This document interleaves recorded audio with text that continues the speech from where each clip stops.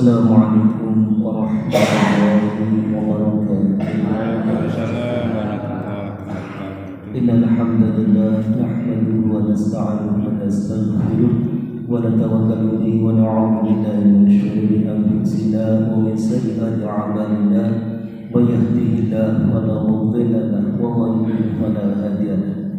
Jamaah subuh yang dimuliakan Allah Ta'ala, suami muslimah yang berbahagia. Pagi ini kita bersyukur kehadirat Allah Ta'ala karena kita masih dipertemukan lagi dengan bulan Ramadan di hari yang kedua.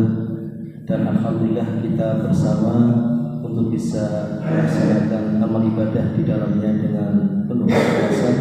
Sebab Rasulullah SAW bersabda, "Man shoma Ramadhana imanan wa ihtisaban ghufira lahu ma taqaddama min dhanbi."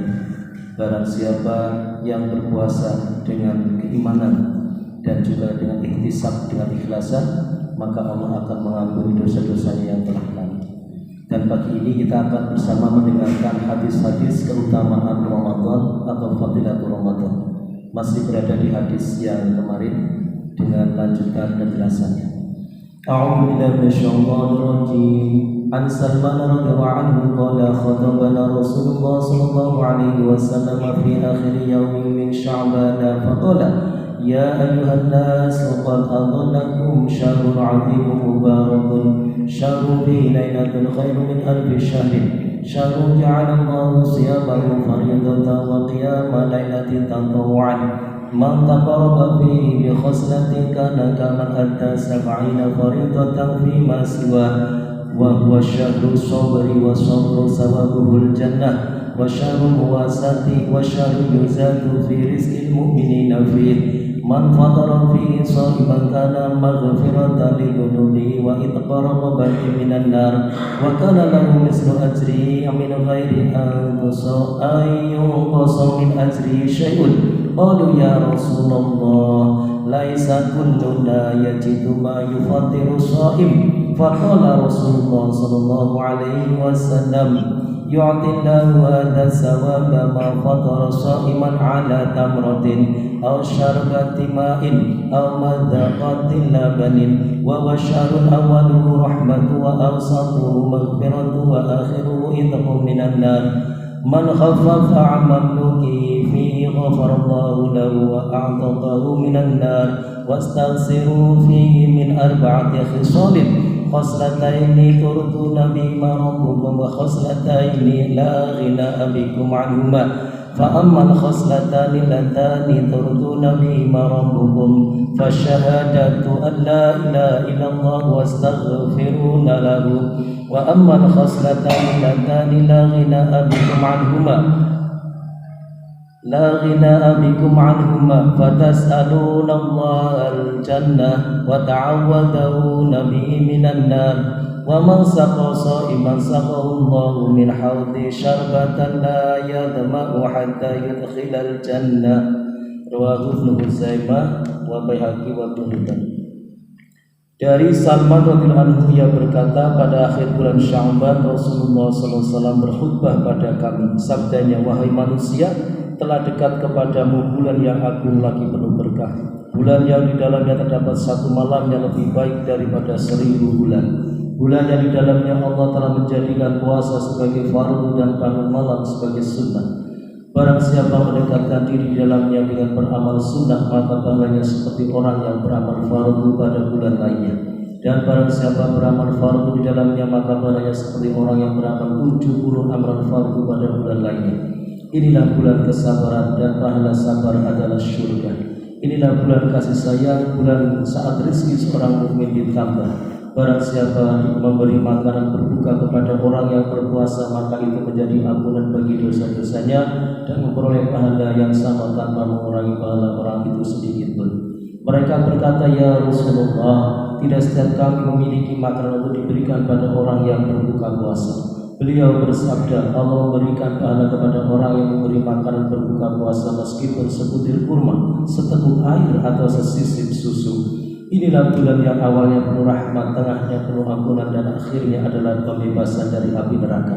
Barang siapa meringankan beban budak-budaknya pada bulan itu, maka Allah akan mengampuninya dan membebaskannya dari api neraka. Perbanyaklah 4 amalan pada bulan itu. 2 di antaranya menyenangkan Tuhannya, dan 2 lainnya kamu pasti memerlukannya. Adapun 2 perkara yang dengannya kamu menyenangkan Tuhanmu ialah bersaksi bahwa tiada Tuhan selain Allah dan kamu mohon ampunannya. Dan 2 yang kamu pasti memerlukannya ialah kamu memohon kepada Allah syurga dan kamu berlindung kepadanya dari api neraka.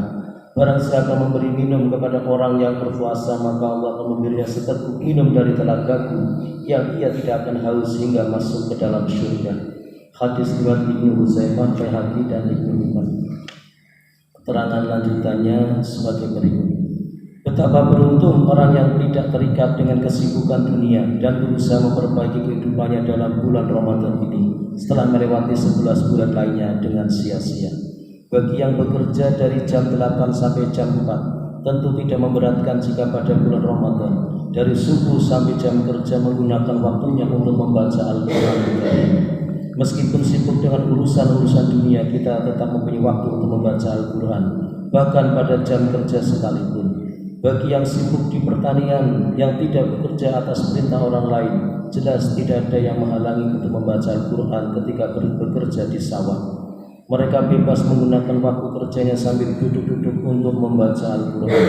Demikian pula bagi para pedagang.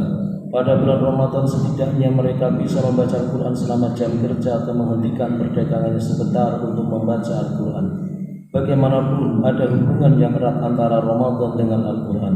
Karena itulah hampir semua kitab-kitab Allah yang diturunkan oleh Allah dalam bulan ini. Begitu pula Al-Quran telah diturunkan dari lahir mahfuz ke langit dunia pada bulan Ramadan, lalu diturunkan berangsur-angsur menurut kejadiannya dalam jangka waktu kurang lebih 23 tahun. Selain itu, Nabi Ibrahim AS juga menerima suruhnya kitab suci pada tanggal 1 atau 3 Ramadan. Nabi Dawud AS menerima Zabur pada tanggal 18 atau 12 Ramadan. Nabi Musa AS menerima Taurat pada hari ke-6.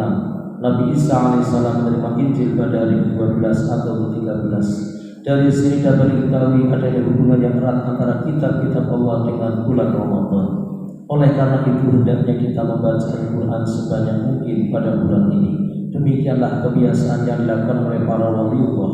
Jibril AS juga membacakan seluruh Al-Quran pada Nabi Muhammad SAW pada bulan Ramadan. Riwayat lain menyatakan bahwa Nabi SAW yang membaca Al-Quran dan Jibril AS yang mendengarkannya. Dengan menggabungkan riwayat-riwayat tersebut, para alim ulama mengatakan adalah mustahab, sangat dianjurkan membaca Al-Quran dengan cara seperti itu. Yang satu membaca dan yang lainnya mendengarkan secara bergantian. Bacalah Al-Quran kapan saja ada kesempatan, sehingga waktu tidak disia-siakan. Di akhir hadis di atas, Nabi SAW juga menganjurkan 4 hal agar kita mengamalkannya sebanyak mungkin pada bulan Ramadan, yaitu membaca kalimat thayyibah, istighfar, mohon dimasukkan ke dalam syurga dan berlindung dari api neraka jahanam. Dengan demikian, kapan saja ada waktu luang, hendaknya digunakan untuk beramal. Apa sulitnya bagi kita untuk membiasakan lidah dengan sholawat atau mengucapkan kalimat thayyibah dalam kesibukan sehari-hari. Selanjutnya Rasulullah SAW bersabda tentang keutamaan dan adab bulan Ramadan. Pertama, bulan Ramadan adalah bulan kesabaran. Sekalipun kita mengalami kesulitan dalam berpuasa, hendaknya semua itu dihadapi dengan senang hati dan sabar. Janganlah berkeluh kesah seperti yang dilakukan orang-orang pada saat cuaca panas. Demikian juga jika tertinggal sahur, tetaplah berpuasa setelah subuh. Dan jika merasa letih ketika tarawih, bersabarlah dengan penuh kegembiraan. Jangan menganggapnya sebagai musibah agar tidak menghilangkan pahala. Jika untuk mendapatkan keduniaan saja kita sanggup menahan lapar dan haus, mengapa kita tidak mampu menahan sedikit kesulitan demi untuk mencari ridha Allah Subhanahu wa Ta'ala? Masih cukup panjang, bisa dilanjutkan pada kesempatan berikutnya. Mudah-mudahan Allah Ta'ala berikan kepahaman kepada kita maksud dari hadis yang kita dengarkan dan penjelasannya, dan semoga memberikan semangat kita di dalam bulan suci yang mulia ini agar kita senantiasa menambah kuantitas dan kualitas ibadah kita, khususnya di dalam ibadah-ibadah yang di luar Ramadan kita jarang melakukan. Maka mari kita perbanyak ini. membaca Al-Quran, berzikir kepada Allah Ta'ala. Allahumma innaka afuwwun karim tuhibbul afwa fa'fu 'anna ya karim. Kita perbanyak doa itu karena itu adalah doa yang sangat kita harapkan. Dan juga pula kita perbanyak kalimat thayyibah karena dua hal yang dicintai oleh Allah di dalam bulan Ramadan adalah kita selalu membaca kalimat syahadat atau kalimat thayyibah. Asyhadu an la ilaha illallah astaghfirullah. Sambungannya as'alukal jannata wa a'udzu bika minan nar. Kalau jamak wa na'udzu bika minan nar. Allahumma innaka 'afuwwun tuhibbul 'afwa fa'fu 'anna. Jamak kalau sendiri anni. Mudah-mudahan kita perbanyak doa itu karena doa yang sangat dicintai Allah Ta'ala kepada kita umat Rasulullah di dalam bulan Ramadan. Kita perbanyak doa insyaallah. Demikian, dan mari kita tutup bersama dengan doa kafaratul majlis. Subhanallah wa bihamdihi subhanallahi wa bihamdihi asyhadu an la ilaha illa anta astaghfiruka wa atubu ilaik. Assalamualaikum warahmatullahi wabarakatuh.